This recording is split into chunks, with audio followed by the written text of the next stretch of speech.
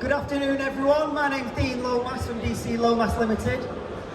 Remind you all, don't stand in front of the shiny light because it'll distract you. So I'm here today to explain how my motor vehicle workshop has been so successful. I'll try not to say too much. Is for one, where successful comes from is a lot of hard work. It's being up first in the morning and going to bed last at night. Making sure that you invest in yourself more than anything. You are the most important person when it's your own workshop. You've got your team behind you who can bring you along and do the individual jobs that you want to do. But what you need is self-dedication. Is making sure you're putting the right food in you, drinking enough water, and putting in the effort in to train your own abilities. When I started my workshop, I'll go from the beginning.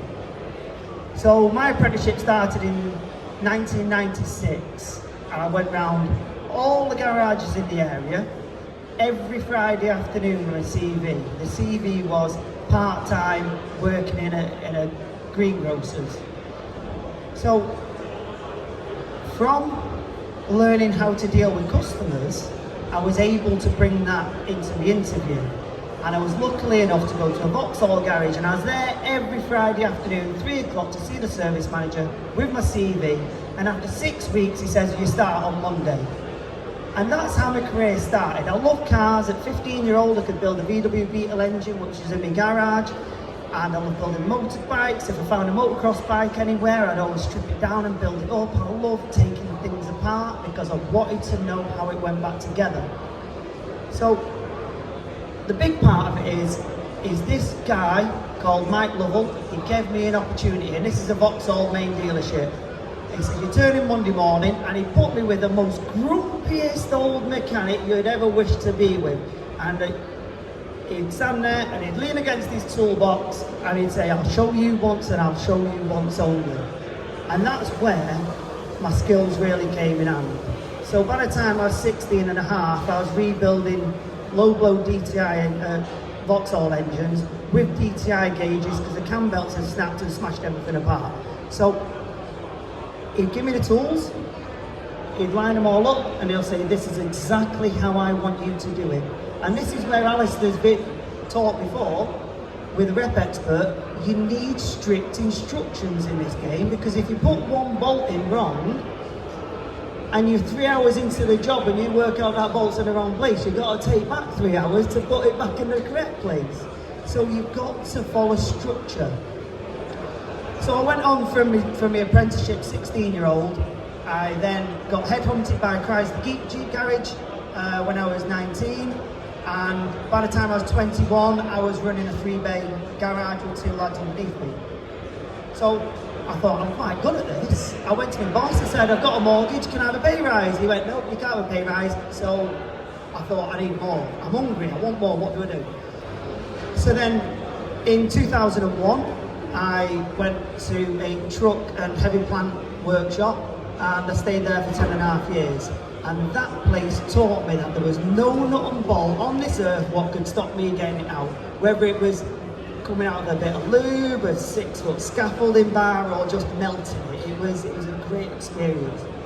So the company I worked for, they had 1,000 vehicles what they used to contract hire out. All the vehicles come in, anything from a transit van, all the way up to a rigging machine in a field what was drilling for brine.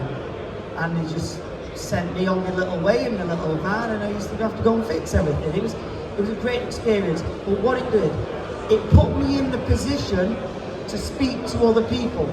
It put me in a place where, as a young 22, 23, 24-year-old lad, going to these big grizzly plant workers and saying, you've got a plant machine, what needs fixing, and they'd show me where it was, and then I'd crack on with what I had to do. But it brought my personality, it brought me confidence that no matter what situation I'm in, I've got to feel at ease. I can't feel intimidated by any situation, because if I feel any kind of intimidation, I won't be concentrating on the job in hand. And this is where that skill level, working with a big grizzly, double-handed plant workers, that if I can talk to them and I can speak to my grandma on a weekend, I've got a full range of people who I can talk to. It doesn't matter whether you've got a couple of £1 billion in the bank or if you're minus 400 grand in the bank. We're all in the same boat. We've all got to work together and we've all got to get on. And so in 2011, I thought that's enough of working for someone else. I was doing a load of jobs on the side. I was ringing my boss up. I can't come in on a Thursday because I've got the coach coming. And it ended up to being I was so busy that I couldn't go to work. And I sat scratching. One of my friends works for a marketing company, and I sat talking to him one day. And I said, I need to go on my own. He says, go and do it. I says, but I don't want to. I'm a bit scared. He says, go and do it, because if you don't, you'll regret it for the rest of your life. And I says, what do I need? He says, you need some money in the bank. So I had a camper van. I just built. Everyone was building T4 transporters in the 2010 and stuff. So what I did is I ended up getting my van. I sold my van and I put £16,000 in the bank because I knew that was the bare minimum I needed to last me for the year. And I bought myself an LT35, threw all my tools in it. The next thing you know, I'm on the road. Started my business. The first day was the 1st of September 2011. And I went out and I went into a Fiesta and I had to do a set of springs on his Fiesta, and I didn't have a spring press. What did I have to do? I had to go out and buy a spring press with the money what I needed to pay my bills. So I went and bought that tool. And then the next job, I thought I need that tool. So then I had to go into every bit of money that I got into the business, I put straight back into tooling. Everything. And as my tooling grew, and people phoned me up, I could say yes to every single job. Because no one wants to say, no, I can't do that, you can take it to my mate round the corner. Because you lose not only that one customer, but you lose their community as a customer. And that's what's so important about the independent garage. We thrive upon having each individual small community come to us. And we've got to sell ourselves and the positivity and the knowledge and the competence and confidence what we have. We've got to sell that to the customers before they even trust us to come in. And this is why I'm really big with the social media, because I want to see people watch me how I'm drilling a bolt out, which would be virtually impossible for normal people, but because I think that is possible, we do it. And this is where you've got to have the confidence. And when someone comes in and they don't trust you, you've got to explain to them, if they do not trust what we do, they are not the customers for us. And it's brutal honesty. And so when I go on from this, I started 2011 and I worked hard, and I was still doing the trucks. I was doing the PMI inspections, so 6, 8, 12 weekly inspections on wagons, on my back, in the snow, in the cold, and in the blistering heat. And I worked and I was doing 12, 14 hours a day. And I thought, this is just too much, I'm getting ill. And then 2016, my unit, which is in Winchford Industrial Estate, came up, and I went in and I knew I needed an MOT bay. So on my viewing of the unit, my Snap-on rep came with me and measured the building, because I knew I needed an MOT lift. I knew I needed an MOT bay going in there. And within a month of opening the doors, I had my MOT bay up and running. And that is a process that I've had to do. Everything has to have a process. Everything has to sit in sequence. And if it doesn't sit in sequence, we end up all over the place. So, ended up in this unit. I got my MOT bay and I got another ramp, and then my floor wasn't right, so I had to dig the floor out, so it's more hours, more work. And whilst this is happening, me and my wife, we had another baby. And so not only that, is I thought it was a great idea to build a house as well. So we've gone from having a really, really nice career working on trucks and plant vehicles, to owning a company, having no money in, to having another child and building a house and a business, and still chasing something which I didn't know what I was doing. And this is why I get up really early, because it's where I find my peace. It's where 5:30 in the morning, 6 o'clock in the morning, I can just sit there and I can breathe and I can go, oh, this is my time. And then I can go on from there. And what happened is my business got busier. And I have had the worst mechanics you would ever imagine working for me. And people don't want to have the honesty. But I've had people put in parts upside down and backwards, and it cost me days and days of my own personal time to fix it. Apologetic to the customers, telling them we are better than this situation. And because we've got to be brutally honest with all this work, mistakes happen. So going from the worst mechanics in the world that you could ever have, as soon as I find that they ain't any good for us, they're gone. And then you get another one. And it's recruitment. And there's Manny in the background over there. He's the top guy for recruitment at the moment. So it's making sure that you recruit the right people. If they do not fit your situation, get rid of them straight away. Do not procrastinate on that situation, get rid of them. And if you have to work on your own for a little bit, it's better to be on your own and make sure things are perfect than having a second-class service for your customers. That's my personal experience. I would not expect anyone who I got any kind of parts or products from to supply me a second-hand product or a second-class product or a second-class service. So why should any of our customers expect a second-class service? And so that brings me on. The first day I got in my van in 2011, I went to the college and I said, who is your best apprentice? They went, it's John Boy. All right, John Boy, come with me. You're with me now, John Boy. You're going to come every morning, you're going to stay with me all day, and you're going to go home at night. His mum used to make my dinner. So this 16, 17-year-old kid, I taught him within 18 months. He was throwing pistons in cars, he was building good clutches on his own. I was able to leave him on a job, and I was going off, coming back, making sure he was okay. I was able to increase the workload, and it was only with John Boy that I was able to do that. John Boy's had a colourful past, and he ended up going away somewhere for about an 18-month period, not of his own choice. I think it was taken from him. But to have someone aside you, so this is where I've got to really reiterate. If you have any kind of workshop, get an apprentice. That is paramount. You need an apprentice in your workshop.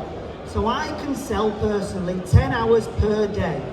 So I can get in the morning, I can get in at 7 o'clock, I'll go to the computer, make a brew, set everything up. I can sell 10 hours. How do I sell more hours? I get a young kid, sending the ramps up, doing the tyre pressures, checking the levels, teach him properly, or teach her properly, teach them properly, the correct way to inspect something. You teach someone something 5 times, in my experience, consecutively, they should retain that information. If they don't retain the information, you need to question whether they're the right person for your business. And what I do now is, because I learned from John Boy, he's still like, he looks like Eddie Hall, he's massive, he's huge, but I call him John Boy. So with John Boy, I learned that I could teach him. I could teach him how to do these simple tasks, give him a better task, give him a bigger task, which enables me to be free. So myself and John Boy are selling 15 hours a day. How does 1.5 people, or a first-year apprentice and a fully qualified mechanic sell 15 hours a day in 10 hours? It's because you're using someone else's skill level. You're using someone else's knowledge which you have provided them. You know, it gives them a sense of worth. It gives them, and this is what I embraced about my apprenticeship. The guy taught me, he stood there with his arms crossed. I'll show you what someone told me. But he taught me a skill to pass on to other people, and this is what all garage owners need to do.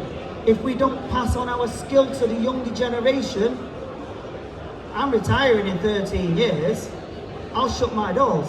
If I don't have apprentices there to move up the ladder, we're stuffed. And 15 years, so in 30 years time, that apprentice will have his own garage and he'll be stood up saying, you need an apprentice because someone give me a chance. And that's where it is. So if you work it out, I'm charging £75 plus VAT per hour. I'm giving an apprentice 50 quid for the day. And if I'm giving some lad 50 quid, he's making, before I don't have to empty my bins, I don't have to make a brew, I don't have to wash, clean a brew room, I don't have to pick a brush up, and I don't have to bend down and put a ramp leg under either. And if that ain't worth 50 quid a day to anyone, I don't know what is worth 50 quid. I've got 3 apprentices, so there's a lot of brews being made, there's a lot of ramps being put up and down, there's a lot of knowledge being passed on. You know, I've been very, very fortunate. So this year in January, I got the keys to the building next door. My business has gone from a 4-bay unit to an 8-bay unit and training rooms and stuff like that. And what we've done is we've given the apprentices their own ramp each, and I'm running 3 apprentices at the moment. So we've got one on the grey ramp, one on the 5-tonner and one on the scissor lift. The one who pisses me off, the one who annoys me that day goes on the scissor lift because they're bending down and stuff. But within the first week of my apprentices coming in, I give them either a clutch, a cam belt, or a timing chain to do. And I set them there. There is no time limit to have this done. I provide them with all the tools, all the information, and the ability to do it. So you just gotta push them that tiny bit. And so I go to the computer. We've got all data, so we turn that on. They can follow a guided instruction. If a bolt's too tight, I'll go over and undo it for them. If there's something which they're unsure about, they can come and ask me. But first thing I do is say, have you gone and looked at the data? And this is where Alistair comes in. He was showing us before about the Rep Expert app. If any of you have got a clutch to fit, make sure it's an LUK. Scan the QR code on the side. Once you scan the QR code, you get your bonus points first. Forget the instructions, don't bother about them. You get your instructions off the side. And then once you've got your instructions, your bonus points, then you can look at the instructions. And it gives you a guided component replacement. And this is where now the industry is starting to listen. It's people like myself who have stood up and said, we need more help. Us independent garages need more help. The main dealers, they pay out £200,000 a year for all their information given to them on a plate, and they are pushed it. They are told they have to do a certain amount of training. I have to pay out of my back pocket for my lad to go training, but I have to do it because if I don't keep on moving forward up that escalator, so I'm going down, there's a downward escalator, I'm continually trying to run up this downward escalator. The second I stop still is I'm going backwards because this industry is moving far too fast for any of us to be comprehending. You know. So, for instance, 10 years ago, you had a snap-on diag machine, you plugged it in, you read the code, you could go into your All Data or your Haynes Pro or your Auto Data, and you read your code, you find out, you follow your wiring down, you answer that, and then you eventually find out what pin that has to be at what voltage and what reference return. That information is now readily available and it's so easy to find. But to go from your snap-on machine, now they want me to link into BMW, plug in a machine and be direct into BMW, which takes 3 weeks to get a license to be involved in them. And every time you do it, they want paying. And the independent industry is getting even more difficult, and this is why we all have to stick together. We have to have our apprentices, we have to have Alistair on the end of a phone on a Tuesday afternoon when things ain't gone right and the clutch ain't fitting properly. We have to have the team at Euro Car Parts putting my lads through the training. You know, we have to have these people involved. We have to shout to the big companies, because I'm not afraid to shout to the big companies. If I'm not completely happy with what I'm getting, I need to tell them, because there's no point hiding in a corner saying, I can't do this. Because there's no choice, we have to get up, we have to do it, we have to fight, we have to battle through it, we have to be up earlier than everyone else. And if we're not up earlier than everyone else and take on that snap bolt or take on the job we just don't want to do, we put the price margin up so we're earning something off it though, we've got to say yes to the job. And it all comes into one big barrel of everything. You get your apprentices, you get the tooling. For instance, if I've got a timing chain in for something tomorrow, I go on the diary, I look what's in, I go to my tool room because I have got a designated tool room which is 5 meters by 8 meters, and I've got racking full of tools. And if I have not got the tool on that shelf, I'll ring someone up there and then and I will order it so I can do that job tomorrow.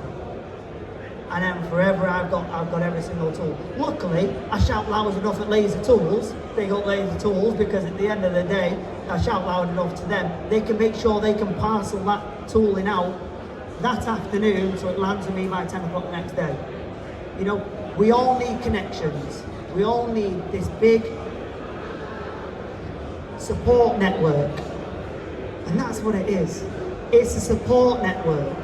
And we've all got to utilise everyone. If I've got a problem with a tyre and I need some information, you've got John Stone you can ring, you've got Nathan at Walsall Tyres.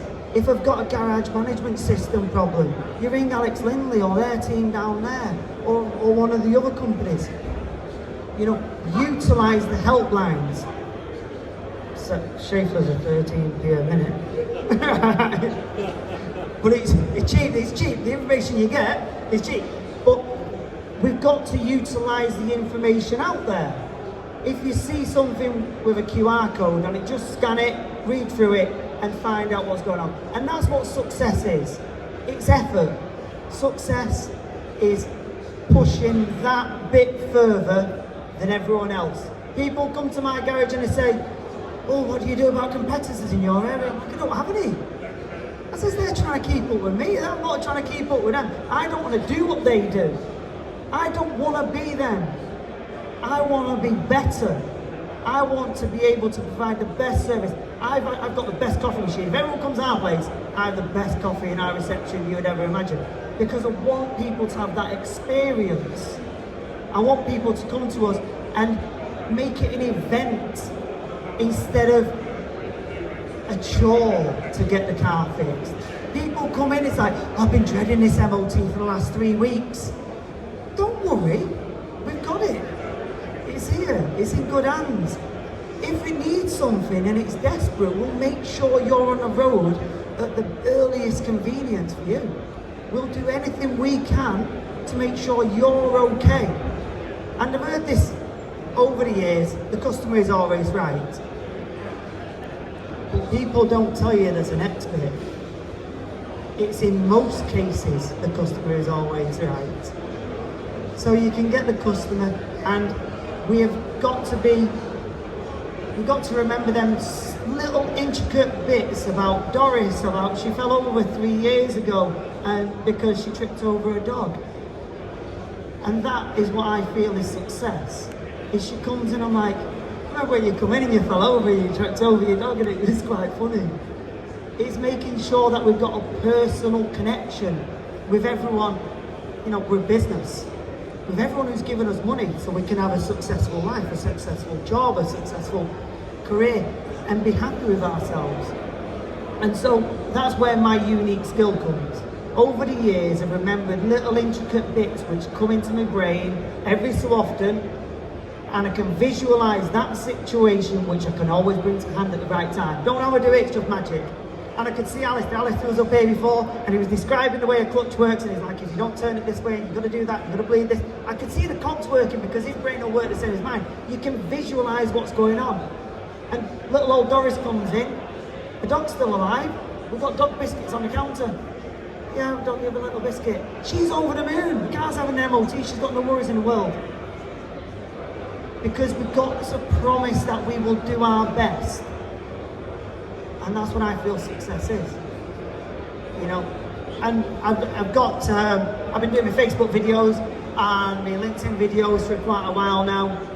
And if none of you are on LinkedIn, get on there. What I do is I add everyone, managing directors first, CEOs, top people first. And then you go down the list and you add the rest in the business, in the company. So I've got about 14 tiers above Alistair on my LinkedIn in his company, you know, and you go right to the top and you add these people. And then you go down and you find the people then, if you've ever got a problem, you contact the people who you need to find. So LinkedIn, best place, your business will thrive once you start utilising it as a tool. That LinkedIn is as good for my business now as me favourite ratchet that I got in the toolbox, a black handle which is that long. You know, LinkedIn is a tool for the company. It's like my printer. Another story, another quick one. I'll do this. This is what my brain does. It just flips back into. I can see different stories going up. Started a business up. My dad taught me how to do my books. As I said at the beginning, I did some work experience in a fruit and veg shop. My dad had a fruit and veg shop. My granddad had a fruit and veg shop. So my granddad was in Stretford, my dad was in Whitefield. My dad taught me how to do books at the age of 11. So I was writing my dad's books on a ledger at the age of 11. And when I started my business at the age of 31, I started my books writing a ledger in pencil. Took a bit of time. No. So, and I was speaking to my dad, I said, I need to do this, I need to print this off. He's like, what printer have you got? I said, I got the shittest one from Argos. I got this £20 printer. He's like, how much you spend on tools? I said, about 45 grand. He's like, so you'll buy the right tool to do the job out there, but you won't buy the right tool to do the job in there. Went out and bought a decent printer the next day. Every single time I print a piece of paper off, it's perfect. You know, and that's success. You've got to utilise the tools around you. You've got to make sure you're using the best quality of everything. Making sure the products you use are guaranteed. I keep on going back to Alistair. I love Alistair. I met Alistair about 7 years ago at a GSF branch in Chester, and I'm sat there wondering what I'm doing at a dual clutch, twin clutch system course. I'm thinking, what am I doing here? I've been invited along to this. The knowledge I got that day from that twin clutch course has been invaluable to my business. I don't do twin clutches because I don't want to do them yet. But I learned about the LUK product and the support. Alistair gave me his business card 7 years ago. I still have that business card on my notice board because if it's the fan, I've got a point of contact. Sorry, Alistair, I won't give your phone number out. No. But from there, use the people you find. You know, you got Chris over in the corner over there, MOT manager. 2017, I met Chris at a MECHANEX conference in Manchester at Trafford. And I walked up, I said, what's this? He said, it's a garage management system. I went, what's one of them? I'm using a paper thing. He says, you go on it, you put in a reg and a phone number and a name, and next year they get a text message. I'm like, you what? That customer gets a text message 3 weeks before their MOT is due, and they ring you up or they press a button and they book in online. I'm like, oh, online?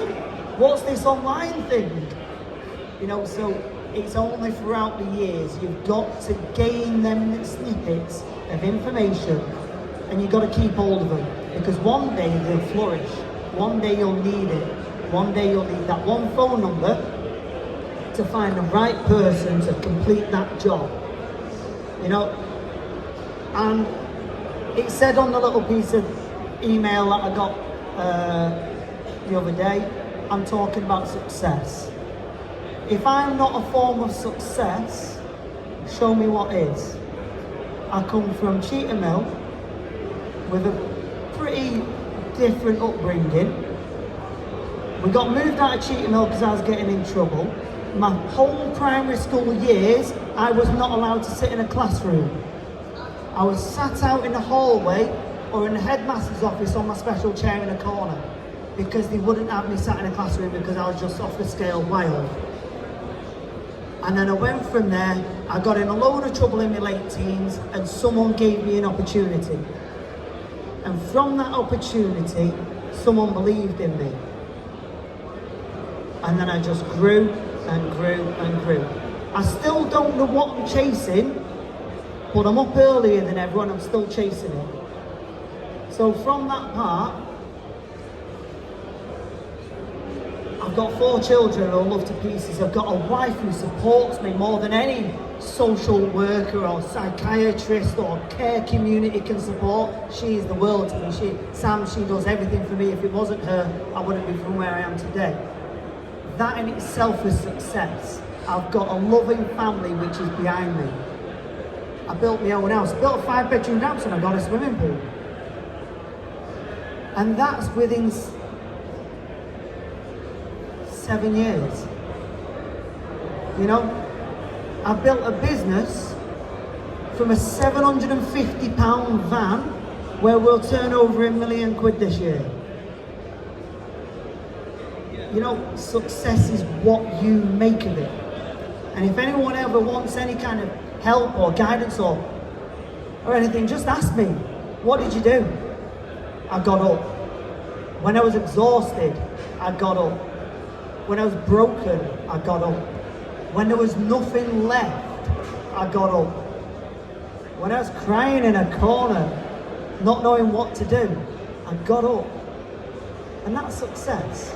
It doesn't matter what you got in the bank, it doesn't matter what clothes you're wearing, it doesn't matter what car you're driving. It's personal success is everything, because you can make your own dreams.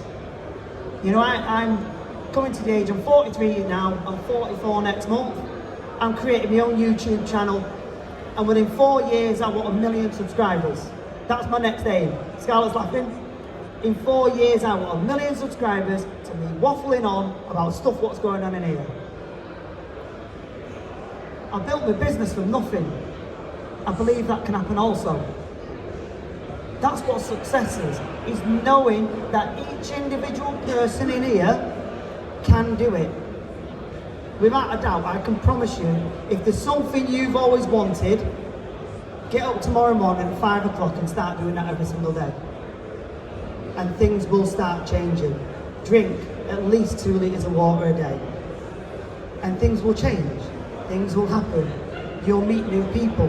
You'll find new things what you really want. You know, we can go on holiday now, we spin the globe, the kids' globe, we'll put our finger on the globe and I'm going there. Because that's what I really want to do. Because I've worked harder than anyone I can ever find. Because I want that. And that's where I find success. I can feel it in my heartbeat. I can feel success inside every single part of me. Because that's what I want. You know, I've been through some really dark times. You know, there's a good friend in this building who knows a lot about my past, and he's seen me in my dark times. You know, I've had to climb out of that, and I've had to bring it up to the next level. And I want the next level, and I want the next level. And it's that escalator. And I've always got to keep on running to the next step. I don't know where it's going to end. It's a pretty long escalator. It's been going for 43 years so far. So what I'm going to go on from here is I'm going to finish it now. What every single independent garage needs now is to go to college tomorrow morning, contact whoever's in charge of apprenticeships and say, I want an apprentice to come in for 100 hours.